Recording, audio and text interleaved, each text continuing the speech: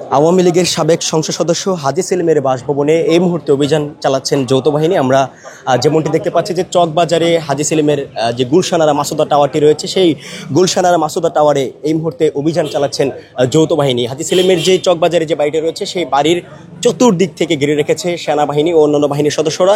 সেই সাথে এই বাড়িতে সন্ধান মিলেছে বেশ কিছু অবৈধ নামিদামি ব্র্যান্ডের গাড়িসহ এখানে অবস্থান করছেন আওয়ামী লীগের কিছু নেতা। এমনটি কিন্তু এখানকার যারা প্রত্যক্ষদর্শী ও এলাকাবাসীদের কাছ থেকে আমরা জানতে পেরেছি যে এখানে আওয়ামী লীগের কয়েকজন নেতার সন্ধান সহ এই বাড়িতে বেশ কিছু নামিদামি ব্র্যান্ডের গাড়ির সন্ধান মিলেছে, যেগুলোকে কয়েক দিন পর পরে এসে ড্রাইভাররা এসে গাড়িগুলোকে স্টার্ট দিয়ে সচল রাখার চেষ্টা করতেন, এমনটি কিন্তু আমরা জেনেছি। সেই সাথে এই মুহূর্তে আমরা যে চিত্রটি দেখতে পাচ্ছি যে চকবাজারে যে গুলশানারা মাসুদা টাওয়ারটি রয়েছে, সেই মাসুদা টাওয়ারটিকে একেবারে ঘিরে রেখেছে বাংলাদেশ সেনাবাহিনী। শুধু এই ফটোটি নয়, সামনের যে ফটোটি রয়েছে, দুঃখিত, পেছনের যে ফটোটি রয়েছে, সেই পেছনের ফটোকে কিন্তু অবস্থান নিয়েছেন বাংলাদেশ সেনাবাহিনী। সব মিলে অভিযান কিন্তু অব্যাহত রয়েছে, ভেতরে অভিযান পরিচালিত হচ্ছে, সেই সাথে বাহিরে কিন্তু নিরাপত্তার দায়িত্ব পালন করছেন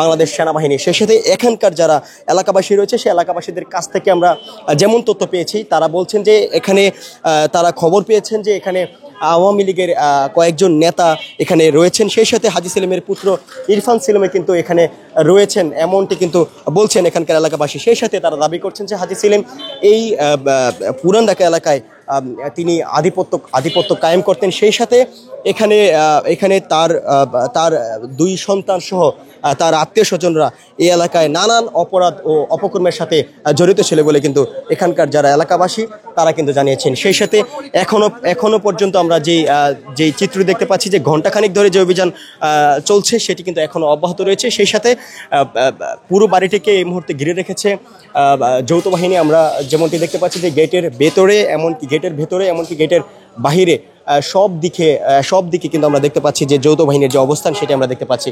সেই সাথে এখানে কোনো যানবাহনে কিন্তু তারা দাঁড়াতে দিচ্ছে না, সেই চিত্রই কিন্তু আমরা দেখতে পাচ্ছি যে চকবাজারে হাজী সেলিমের যে বাসভবন রয়েছে তার এই বাড়িটি ছাড়াও আরও কয়েকটি বাড়ি রয়েছে। কিন্তু এখানে যে কারণে যৌথ বাহিনী অভিযান চালাচ্ছেন, সেটি যে তথ্য আমরা এই মুহূর্তে পেয়েছি, সেই তথ্য হচ্ছে যে এখানে নিশান পেট্রোল সহ আরও কয়েকটি গাড়ির নামিদামি ব্র্যান্ডের অবৈধ গাড়ির সন্ধান মিলেছে, যে গাড়িগুলোকে মাসখানেক পরপরই এসে ড্রাইভাররা এসে এটাকে স্টার্ট দিয়ে গাড়িটিকে সচল রাখার চেষ্টা করতেন। এমনকি আমরা এখানকার যে প্রত্যক্ষদর্শী রয়েছে তার মাধ্যমে আমরা যেমনটি জেনেছি, তিনি বলছেন যে গাড়িগুলোর একটি গাড়িতে সংসদ সদস্যর স্টিকার লাগানো ছিল, তেমনটি কিন্তু জেনেছি। এখানকার যে এলাকাবাসী রয়েছেন তিনি যেমনটি জানিয়েছেন যে এখানে হাজী সেলিমের পুত্র ইরফান সেলিম সহ ঢাকা মহানগর দক্ষিণ আওয়ামী লীগের প্রথম সারির কয়েকজন নেতা এখানে গোপন মিটিং কিংবা গোপন বৈঠক করছেন, এমন খবর তিনি কিন্তু জানিয়েছেন। সব মিলিয়ে এখনও পর্যন্ত কিন্তু অভিযান চলমান রয়েছে, অভিযান অব্যাহত রয়েছে। আমরা কিন্তু পুরোপুরি ফলাফল এখনও পাইনি, যেমনটি এখানকার প্রত্যক্ষদর্শী এলাকাবাসীর কাছ থেকে যেমনটা জেনেছি তেমনটি কিন্তু আমরা আপনাদের উদ্দেশ্যে বলেছি। এখনও পর্যন্ত অভিযান অব্যাহত রয়েছে।